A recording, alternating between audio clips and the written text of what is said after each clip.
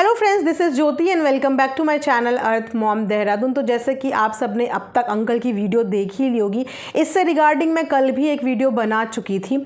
आप लोगों ने कल का व्लॉग देखा और जब मैंने भी कल का व्लॉग देखा तो मुझे भी उस व्लॉग में एज सच ऐसा नहीं लगा कि किसी को टोंट मारने की कोशिश की जा रही है या किसी को टारगेट करने की कोशिश की जा रही है।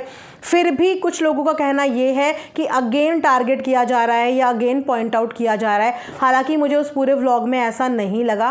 और आप जानते ही हैं कि जिस दिन से आंटी का ऑपरेशन हुआ है उस दिन से अंकल अपने हर बच्चे की तारीफ कर रहे हैं। हाँ, बस ये डिफरेंस ज़रूर है कि जो बच्चे घर में रहते हैं उनकी अवेलेबिलिटी ज़्यादा होती है और जो घर से बाहर काम कर रहे हैं उनकी अवेलेबिलिटी कम होती है। और अंकल ने आज अपनी वीडियो में क्लियर कर लिया एंड वेरी गुड कि अंकल ने क्लियर कर लिया, बिकॉज यही गलतफहमियां ना बढ़ते बढ़ते बहुत ज़्यादा बन जाती हैं। तो अगर कोई भी आपके ऊपर ये इस तरीके का टारगेट करने की कोशिश करे तो फटाफट से आके ना अपना साइड बोल दो, ताकि जो आवाज़ें उठ रही हैं ना वो वहीं के वहीं दब जाएं। क्योंकि ये वही चीज़ें थी जो धीरे धीरे धीरे करके सोशल मीडिया पे इतना बवाल बन गया और जो प्रॉब्लम पहले ही सॉर्ट आउट हो सकती थी वो सॉर्ट आउट नहीं हो पाई जस्ट इसी वजह से। तो मेरा भी हमेशा से यही बोलना होता है कि अगर आपके ऊपर कोई क्वेश्चन उठता है या आपको लगता है कि आपको इस बारे में बात करनी है, जस्टिफिकेशन देनी है, तो तुरंत आके देख लो और तुरंत आके अपनी बात बोल दो, इससे पहले कि गलतफहमियां और बढ़ जाए। तो अंकल ने अपने आज की वीडियो में आके सारी ऑडियंस को ये बात क्लियर कर दी, जो ये मिथ लेके बैठे थे, जो ये सोच रहे थे कि कल का जो व्लॉग था उसमें फिर से नीतू और लखन को टारगेट किया गया है। तो अंकल ने बोला कि मैंने यहाँ पे अपने बच्चों को टारगेट नहीं किया है। एंड अगेन मैंने भी कल यही बोला था कि उन्होंने अपने बच्चों को टारगेट नहीं किया है। इनफैक्ट वो बहुत खुश हैं अपने बच्चों से, उन्होंने बहुत तारीफ़ की अपने बच्चों की। रोज़ किसी ना किसी बच्चे के साथ वो अपनी रील पोस्ट करते हैं, मेमोरी पोस्ट करते हैं, तो वो नाराज़ नहीं है।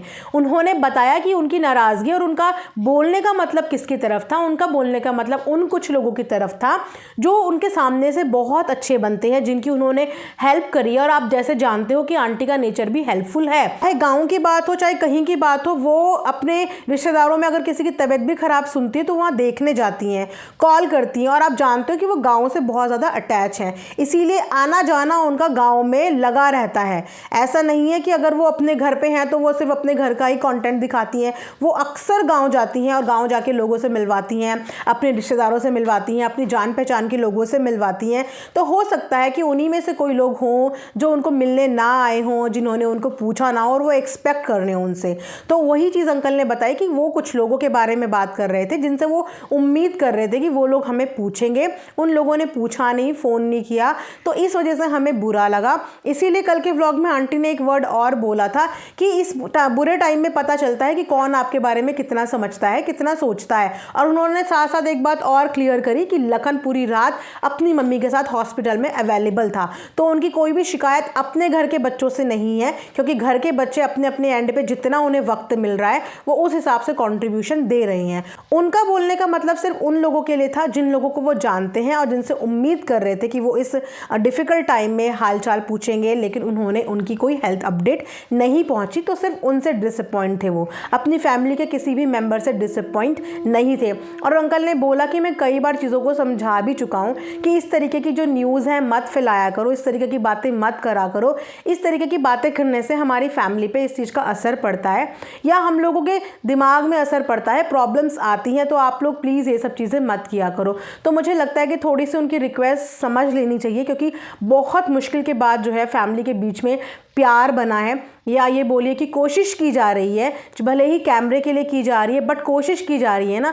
तो हम उस कोशिश में अपना सहयोग तो दे सकते हैं। कुछ चीज़ें अगर आप लोगों को अटपटी लगती भी हैं तो उन चीज़ों को थोड़ी देर के लिए इग्नोर कर दिया करो, क्योंकि जब हम लोग कोई चीज़ बोलते हैं तो सामने वाले के दिमाग में वो चीज़ें घुसती हैं।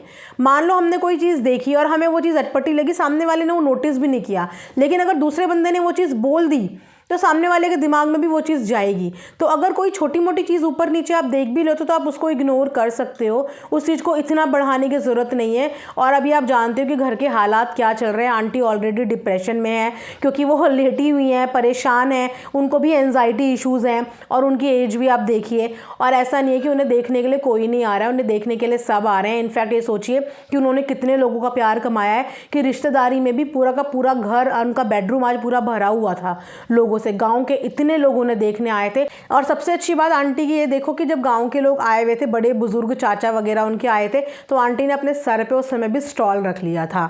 तो यहाँ से देखने को मिलता है कि वो अपने बड़े बूढ़ों की बहुत रिस्पेक्ट करती हैं। आज इस एज में आने के बाद भी उन्होंने इस बात की रिस्पेक्ट करी और अपने सर पे जो है वो स्टॉल रख लिया था, जो कि अच्छा लगा। उसके साथ ही आज के व्लॉग में तो आपको वो भी दिखी होंगी वंदना आंटी की बहू, वो तो बाय गॉड इतनी जॉली नेचर की है, बहुत ही क्यूट है। मतलब एक अलग ही पॉजिटिव वाइब्स हैं। हर बंदे का एक अलग नेचर होता है ना, तो थोड़ा वो जॉली नेचर की है, हंसने बोलने वाली, हर बात में छोटी मोटी बात में हंस लेती है। तो आज का व्लॉग बहुत ही पॉजिटिव रहा और मैं भी बस यही रिक्वेस्ट करूँगी कि थोड़ा सा फैमिली पॉजिटिव साइड में जा रही है, तो थोड़ा सा आप सब लोग सपोर्ट कीजिए पॉजिटिव होने में। और अगर नेगेटिव चीज़ कोई छोटी मोटी दिखती भी है तो उसको थोड़े टाइम के लिए इग्नोर कर दो, क्योंकि उसे हाईलाइट करेंगे तो कहीं ना कहीं फिर से इनके रिश्तों पे उस चीज़ का प्रभाव या फ़र्क पड़ सकता है। हालांकि ये सोशल प्लेटफॉर्म है, यहाँ पे आप सब लोगों का मुंह बंद नहीं कर सकते। जो दिखता है लोग उस पर एनालिसिस करते हैं और अपने थॉट जो है वो व्यक्त करते हैं। हम एक को रोक सकते हैं, दो को, पर सबको नहीं। बट हम सबको क्यों रोके, हम अपने आप को तो रोक ही सकते हैं ना। तो शुरुआत अपने आप से करते हैं कि ऐसा कुछ ना बोलिए। अगर ऐसा कुछ दिखता भी है तो थोड़े टाइम के लिए डिले कर दो, देखते हैं आगे कहाँ तक ये रिश्ते जाते हैं, आगे और कितना अच्छा होता है। हम तो देखो यही उम्मीद करेंगे कि सब कुछ अच्छा हो जाए। आने वाले टाइम पे बहुत जल्दी हो सकता है कि कीर्ति दीदी की शादी भी देखने को मिले, कीर्ति दीदी की शादी की तैयारियां देखने को मिले। तो उसके लिए सबसे बढ़िया है कि घर का माहौल पॉजिटिव होना चाहिए। हम लोग कीर्ति दीदी को कितना प्यार करते हैं, और अगर इसी नेगेटिव माहौल के साथ शुरुआत होगी तो सोचो सबको बुरा लगेगा। तो अच्छा है कि उनकी शादी तक घर के सारे गिले शिकवे दूर हो जाए और शादी बड़े धूमधाम से अनदर लेवल की हो कि सबको व्लॉग्स देख के मज़ा आ जाए। तो बस उसी इंतज़ार में और उसी पॉजिटिविटी के साथ ये वीडियो एंड करती हूँ। आई होप आप लोगों को समझ आया होगा।